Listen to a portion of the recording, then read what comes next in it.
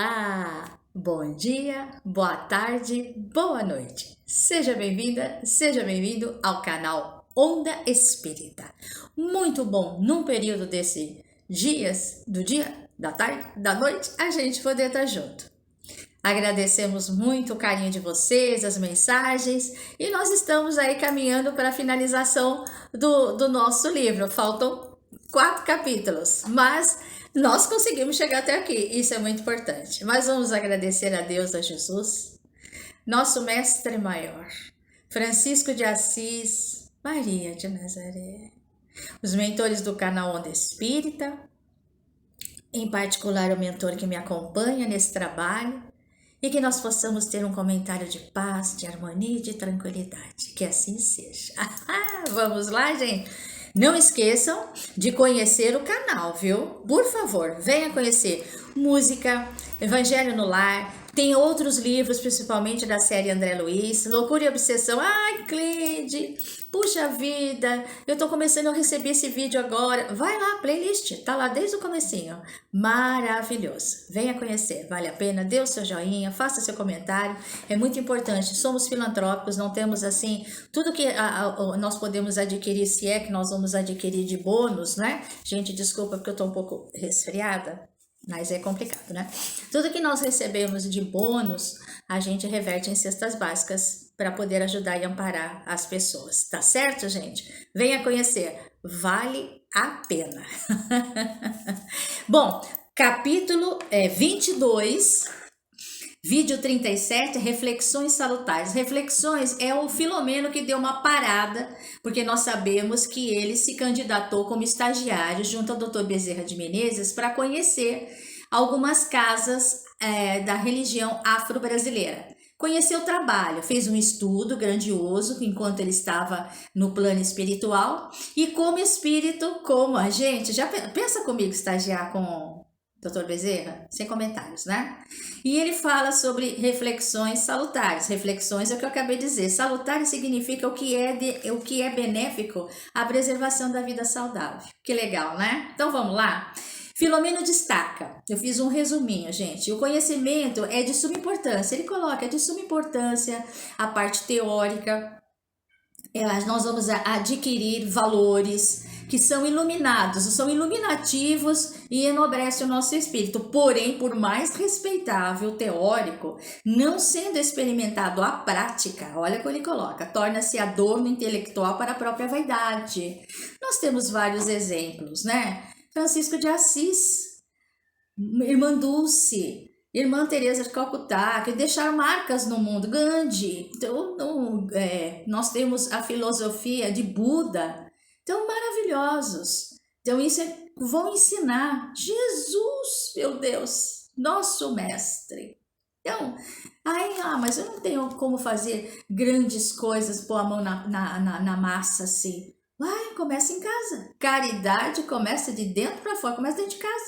Ajudar mutuamente, ajudar na logística da casa, na manutenção da casa. Isso é importante. Ué? Já começamos, nós podemos citar que às vezes as coisas vão gradativamente nos ensinando a viver melhor, vida saudável. Eu vou dizer para vocês, há um tempo atrás, quando foi colocado como lei de você usar o cinto de segurança, muita gente foi contra.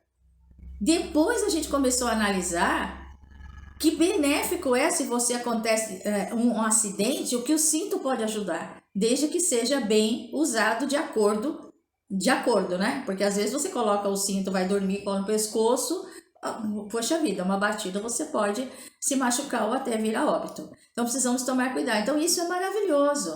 Então nós temos vacina. Quantas pessoas não aceitaram a vacina?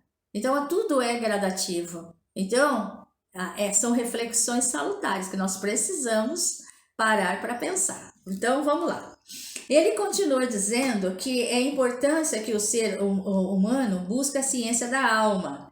e é de grande amparo, mas ele coloca, se o terapeuta tivesse conhecimento, a reencarnação, com sua habilidade, seria de grande valia penetrar nesse cosmos para amparar almas aflitas. Ele fala sobre a ciência. Hoje nós já temos muitas pessoas na área da ciência, na área da psicologia, na área médica, que já está fazendo esse trabalho, não buscando sim a reencarnação, mas abrindo, por exemplo, eu sou paciente da Santa Casa de Misericórdia do Estado de São Paulo, e quando eu estou sempre lá fazendo exames periódicos, eu vejo que quando eu estava internada, era aberto para pastores, para madres, muitas madres iam visitar os doentes, faziam uma prece, espíritas iam dar passes nas pessoas que pediam antes de uma cirurgia, e os médicos constataram que parece que o paciente fica calmo, fica tranquilo. Então, a espiritualidade atuando na caridade.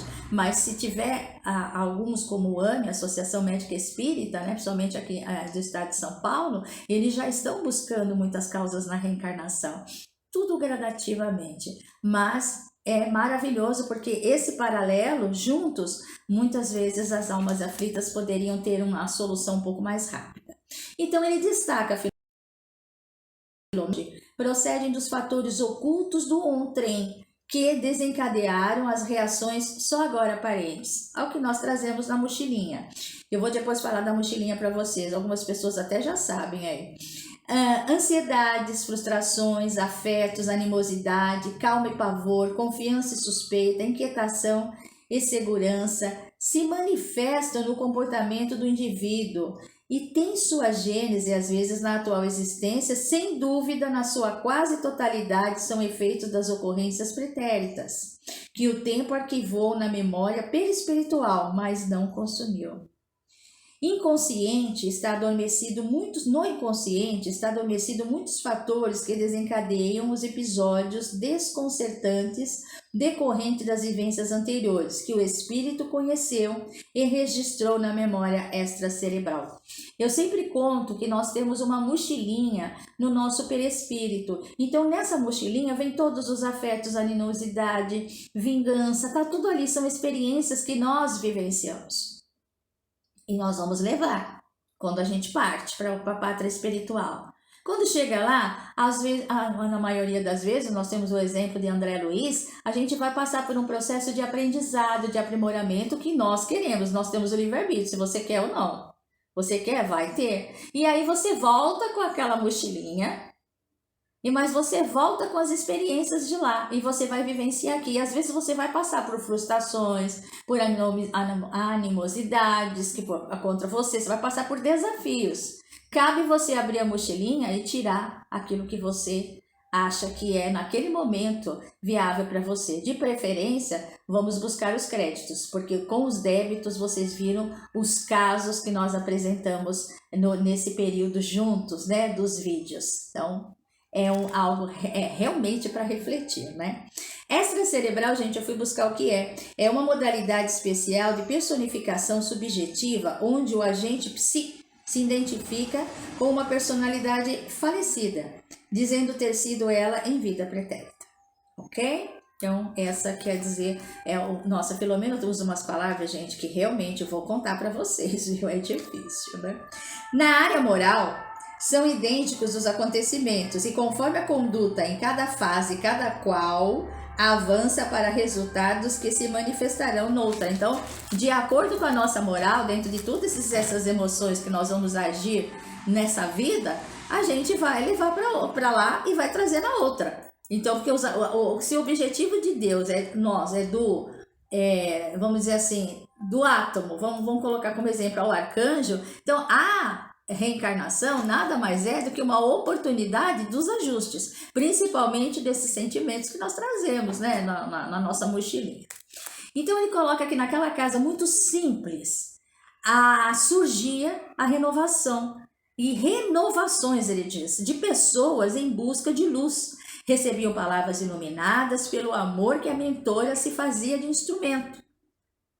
A mentora se fazia de instrumento e socorria no primeiro momento o encarnado e o desencarnado, sem julgar, como nós vimos. Este socorro tinha e tem objetivo restaurar o equilíbrio para depois auxiliar na técnica e remover a causa danosa ou pelo menos enfrentar. O que ali se apresentavam eram os seguintes espíritos, encarnados e desencarnados, revoltados, vingativos, buscando aquisições atormentadas, o caso daquela mulher que queria destruir um casamento porque ela achava que aquele marido tinha que ser dela. Lembra desse caso? Mentes desalinhadas, falta de esperança, criminosos em potencial e covardes. Foi o que ele presenciou. A benfeitora atendia a todos, confortando e encorajando a todos para a luta de acordo com a necessidade de cada um. Isso nós vivenciamos juntos. Com amor, caridade, capacidade de equilíbrio emocional. Socorria a todos, reconfortando e iluminando os semblantes para a confiança em Deus. Não conseguia resolver os problemas apresentados por serem heranças pessoais intransferíveis. Ela não conseguia resolver, mas aliviava, e aí vem o que ele coloca: disposta àqueles que queriam lutar pela solução e não abandonar o esforço, falando-lhes o idioma do sofrimento. Então, como nós vimos, os casos ali, eles eram trazidos, eram tratados, mas a força de vontade e a boa vontade dali que estava sendo do obsidiado era muito grande para dar continuidade. Porque vocês viram que em alguns casos ele não ia resolver esse problema ali. Ele tinha que dar continuidade. Ele coloca que a casa atendia a todos de maneira igual, seguindo a ordem natural do atendimento, sem privilégios. E ele reparou que todas as classes sociais iam buscar apoio espiritual ali. Então eu vou fazer uma leitura do livro, porque assim tem algumas coisas que a gente tem que fazer a leitura, porque é de um ensinamento tão grandioso. Ele diz assim, esse é um relato do próprio querido Filomeno, ele coloca dessa maneira: quando eu me encontrava na Terra, eu trazia dos preconceitos sustentados, surpreendia-me, trazia preconceitos sustentados. Olha só como ele coloca. Surpreendia-me ao constatar a presença de personalidades destacadas pela educação, cultura e poder em núcleos de sincretismo religioso, ou seja, visitando casas como essa. Nós já falamos sobre o sincretismo religioso, trazendo todos os rituais dos nossos antepassados. Supondo que aqueles indivíduos deveriam ou poderiam eleger campo mais compatível com seus valores para os frequentar. E confesso que, não obstante não ter o direito de fazê-lo, censurava-lhes a escolha. Pensa bem, gente, o Filomeno. Sem dar-me conta, na presunção pessoal, de que, por minha vez, era reprochado, ou seja, era censurar por aqueles que pensavam diferente de mim. A gente não faz isso hoje, né? Não, nem pensar. Que encontraram no Espiritismo a luz libertadora. Então, eles também tinham todo o conhecimento deles, mas eles estavam ali, ajudando e amparando o Dr. Bezerra junto com ele. Aonde ele foi fazer estágio? Ele aprendeu quando ele desencarnou e foi fazer cursos na espiritualidade. Agora, reflexionando sobre o assunto e reencontrando ali, compreendi que espíritos que somos todos, eles em novas tentativas evolutivas, traziam suas raízes fixadas naquele terreno espiritual, onde se completavam emocionalmente.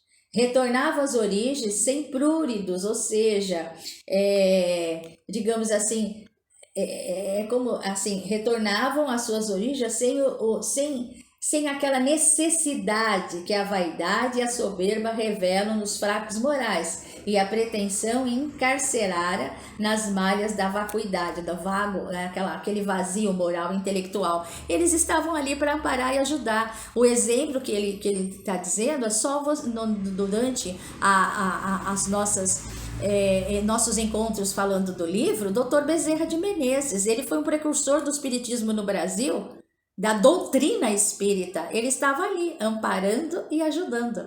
Então, trazendo, sem a vaidade, ali, buscando amparar e ajudar, não é? Para dizer, eu sou o doutor Bezerra de Menezes, o precursor da doutrina. Não, ele estava ali trazendo o querido Filomeno para estagiar e ali como um colaborador. Então vocês verem quem estava ali com toda a organização do trabalho, com toda a organização dos rituais, era a irmã Emerenciana.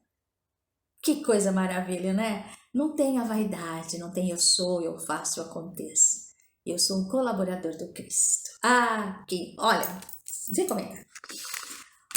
Aí ele fala, o grande e superior investimento da divindade é o homem, é o ser. Na inexorável marcha da ascensão libertadora, ou seja, ele está sempre ali, a mão de Deus, nos ajudando, insistindo para a liberdade, para o amparo, para o conhecimento dos ensinamentos do Cristo. A tolerância, em razão disso, constitui a aquisição do conhecimento decifrador das aparentes incógnitas da vida. Quanto mais o homem sabe, melhor compreende os comportamentos humanos. Muito sério isso. Desarmando-se de ideias preconcebidas na censura sistemática dos prejuízos de raças e castas, de crenças e de grupos. A falta de respeito. Se você não pensa como eu, então você não está comigo, então eu ignoro, você é um ignorante, não quero nem te respeitar. Infelizmente, no nosso dia a dia, a gente fala, mas eu preciso... Não, é a moral, é você ter o respeito para o ser, amar a Deus acima de qualquer coisa, até o próximo como a ti mesmo. E nós estamos vivendo situações assim muito difíceis no nosso contemporâneo, não é? Situações assim complicadas de respeitabilidade, de tolerância de um para com o outro. Continuando. Reflexionando demoradamente sobre estas questões, o amigo Felinto, lindo, fofo, né? Desculpando-se por interferir nas minhas elucubrações, considerou, quer dizer, nos seus devaneios, nos seus pensamentos, ele disse assim: o homem primitivo passou a crer em razão do pavor que lhe infundiu as forças desgovernadas da natureza. Avançando lentamente, alcançou a litolátrica. Gente, litolátrica eu fui até buscar, é a adoração do culto à pedra. Então ele está falando que na época, quando estava o ser humano, que a gente vivia na árvore, pelo, rapinha, aquelas coisas todas, o medo do trovão, o medo da chuva, o medo do vento, das águas, das inundações, tinham esse medo. Na idade da pedra, que a gente fala, né, o homem da idade da pedra, ele idolatrava a pedra, porque da pedra ele construiu casa, ele construiu armas para ele poder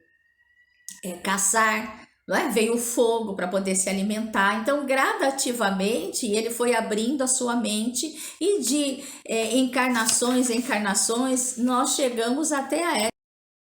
Nós saímos daquela ignorância de que somos, só tem a Terra no universo. Nós estamos apenas no complexo solar, apenas ali. E temos mais planetas, né?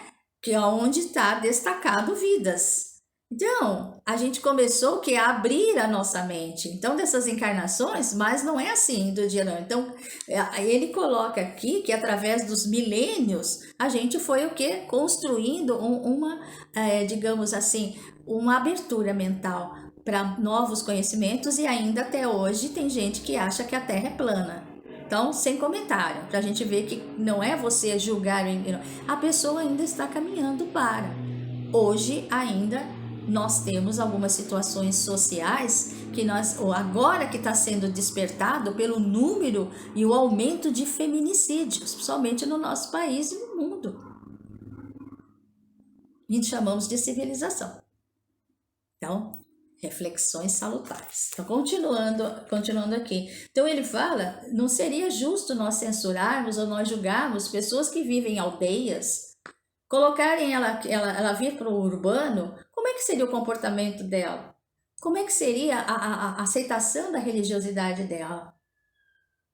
Isso não quer dizer que eles têm que viver eternamente lá, mas às vezes nós precisamos ter o respeito de vermos como aquela pessoa está agindo daquela maneira, penetrarmos no mundo dela e tentarmos trazer os nossos conhecimentos, os nossos ensinamentos para ela poder fazer parte, não ignorar. Não julgar, não falar, ai, não tem condição, pelo amor de Deus, não é isso. Então, ele coloca isso, Felinto, e nosso contemporâneo ainda, infelizmente, nós temos isso. É para refletir, né? Então, ele coloca, terminando aqui, eu achei engraçado, né? Que ele diz assim: não queremos com esta imagem dizer que os militantes deste ou daquele culto pertencem a tal ou qual cultura de hoje ou de ontem. Não é isso que ele está dizendo, como eu acabei de colocar. É apenas um comparativo para que nosso objetivo, diante daquilo que Deus colocou, que Jesus nos colocou, amar a Deus acima de qualquer coisa, teu próximo como a ti mesmo, de amparar e ajudar. Se você sabe um pouquinho mais e aquela pessoa, você percebe que ela tem a dificuldade, ela ainda está, por que não ajudar? Por que não entrar no mundo dela? Aceitar aquilo que ela está, aquele conhecimento, e dentro do conhecimento dela, você poder, com o seu conhecimento, você poder trazê-la para um entendimento melhor. O que a Emerenciana fazia com grande maestria. Aí ele coloca: verificamos que não são poucas as megalópolis da terra, ou seja, cidades grandes, né? Onde o homem vive em guetos sórdidos e favelas hediondas, em que em nada ficam a dever às tribos primitivas em miséria e promiscuidade, sendo que naquelas há a predominância da malícia, do ódio, da vergonha, da embriaguez dos sentidos pela corrupção, enquanto nas últimas se demora e os instintos ainda não educados. Ele está falando dos primitivos. E hoje nós temos as nossas grandes, né, mega metrópoles com isso mesmo, que ele acabou de dizer, com o conhecimento. Reflexão salutar. Fazendo uma pausa ligeira, prosseguiu sem crítica ou azedume. Mas é fato, é realidade. Piores ainda são os programas de extermínio racial de ontem, como o apartheid de hoje. As sangrentas lutas religiosas no Oriente e no Ocidente, o tráfico de escravas brancas, de crianças, de rapazes e moças, chamados civilmente de objetos sexuais. Civilização, hein, gente? De drogas, de venda, de proteção, de guerras, sobre o beneplácito, ou seja, sobre o consentimento. Porque se você tem o poder, vou continuar para vocês entenderem, sobre o beneplácitos, ou seja, sobre o consentimento dos poderes humanos que os observam com falso sorriso de compreensão, porque por eles mesmos fomentados e mantidos. Muitas vezes o poder mantém isso. Porque para você dominar uma massa, essa massa, quanto mais ignorante, quanto mais, digamos assim, caída, é melhor. Utiliza-se hoje a palavra direitos quase que com desprezo pelo que representam, fazendo-se deles degrau para a autopromoção, para a agressão e até para o escárnio. Vamos falar do feminicídio? É um parênteses às autoridades. Feminicídio. Os direitos. A verdade, caro amigo, é que qualquer forma de preconceito, de discriminação, por melhores argumentos em que se pareçam apoiar, são perigosos, condenáveis, por ferirem a vida e o direito de todos.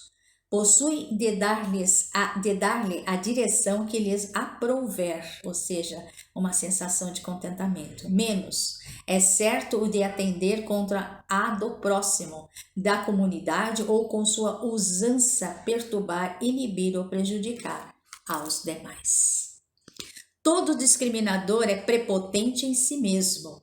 Eis porque é sempre perniciosa a postura daquele que se supõe possuir o conhecimento da verdade, elegendo-se fiscal e censor da conduta daqueles que não se conduzem dentro da sua faixa de comportamento ou de fé. São seguramente almas em perigo, que discrepam, ou seja, discordam e agridem, que exigem respeito aos seus valores, negando aos demais.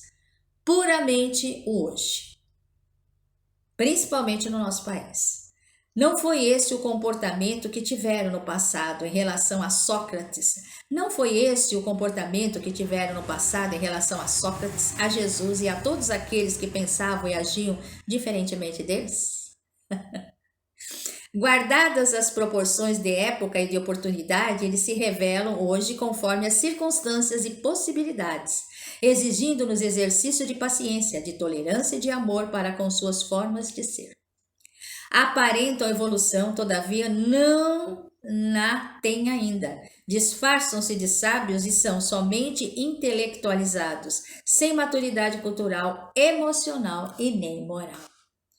Quando Allan Kardec adaptou o conceito Pestalozzi,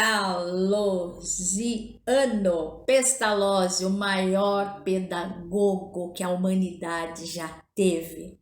Quem puder, leia sobre Pestalozzi. Tem até um filme sobre ele. Gente, sem comentário, é maravilhoso o trabalho desse educador, que nós estamos em 2024 e ainda poucos agem como ele agiu, que é Allan Kardec, foi o discípulo dele, digamos assim, em pedagogia. Maravilhoso. Ah, que coisa boa. Nele, substituindo a palavra perseverança por tolerância. Então, vou até ler de novo. Quando Allan Kardec adaptou o conceito pestalozziano, ele substituiu a palavra perseverança por tolerância. Encontrava-se inspirado, como sempre lhe acontecia, propondo seguro comportamento para o espírita. Aliás, pouco seguido e considerado, apesar de muito citado, proposto e comentado. Silenciando novamente, concluiu com bom humor. Enquanto os intransigentes, gente, de vez em quando eu dou uma enrolada, e ortodoxos de todo tipo condenam, censuram, exigem, os que confiam e amam, trabalham, ajudam e edificam o homem integral para um futuro feliz e uma sociedade melhor. Naquele momento, a movimentação, enquanto os intransigentes e ortodoxos de todo tipo condenam, censuram, exigem, os que confiam e amam, trabalham, ajudam e edificam o homem integral para um futuro feliz e uma sociedade melhor. Nunca desistir de fazer o bem. Nunca desistir. E aonde eu posso começar? Dentro de casa. Naquele momento, a movimentação já se fazia grande no recinto. Era o dia das consultas e pessoas de várias procedências chegaram, ansiosas, mantendo-se expectantes, conduzindo suas penas e torpezas, suas necessidades reais e imagináveis, que apresentariam a abnegação instrutora espiritual. Então ele diz que se apresentariam a abnegada instrutora espiritual.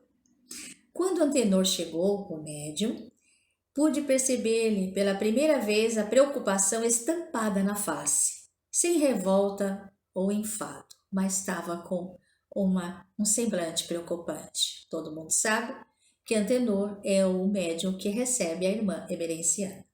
Renunciando às chamadas comodidas da vida, apesar da sua profissão cansativa e mal remunerada, estava sempre jovial e disposto ao serviço.